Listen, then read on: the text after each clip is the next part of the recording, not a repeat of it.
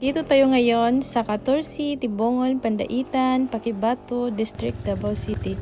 Pero bago ka makapunta dun sa magandang view, dadaan ka muna sa dalawang sapa, tapos napakaputik na daan. Ganito siya. Tapos yung suot ko na parang pupuntang mall, hindi na inform, char lang. Tapos sasakay ka ng habal-habal motor, only 50 pesos. At ganito siya haba ang babiyahin mo. Pero bago ka makapunta dito, pagdating mo ng Panabo Terminal, sasakay ka ng mga jeep. May mga jeep naman doon for only 60 pesos. Pero pag nagmamadali ka naman, pwede ka namang sumakay ng bao-bao. Kung sa kanila pa is umbak. I'm not sure kung umbak ba talaga tawag doon. Nakalimutan ko lang. Tapos ganito siya haba ng babiyahin mo. Pero safe naman dito daw.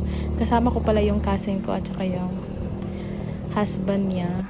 Pinasyal kami dito kasi kakadating lang namin dito sa lugar nila. Dinala kami dito sa napaka gandang view. At pagdating mo naman doon, lakad ka naman ng paganyan.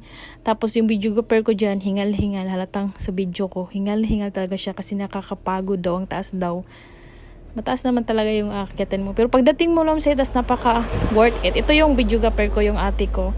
Kita dyan, hingal na hingal siya. At ito na, nakaakyat na kami sa itaas. At napakaganda ng view. Relaxing talaga. Napaka-presko ng hangin. Tapos pagdating nyo talaga sa Setio, Tibungol, Pandaitan, wala talagang signal ang mga cellphone doon. Smart, globe, walang signal. Pero may mga sila doon, mga wifi, yung hulog-hulog ba? At ito na yung view niya, napakaganda. Para siyang parang naka sa Chocolate Hills. Yung forma ba niya sa mga bundok-bundok, tapos napakalamig dito. Ito talaga yung hinihintay ko, yung sunset niya, napakaganda. Mas maganda pa talaga siguro dito kung nag-overnight, nagdala ka ng tent, tapos wag ka morning, gigising ka na sa ganitong lugar, napakaganda. Kaso ang layo, kung siguro malapit lang to sa Surigao, balik-balikan ko talaga to. At dito na papunta pa kami doon. No? Tingnan nyo yung view na yan. Ang ganda. Kasama ko yung cousin ko at saka yung anak niya. Sila nagpasyal sa amin dyan. Grabe talaga dito. Ang ganda. Kung malapit lang talaga to sa Surigao, ay nako, magdadala talaga ako ng tent. Kaso napakalayo. Hindi na kami nakapag-tent kasi kinabukasan umuwi na agad kami ng Surigao.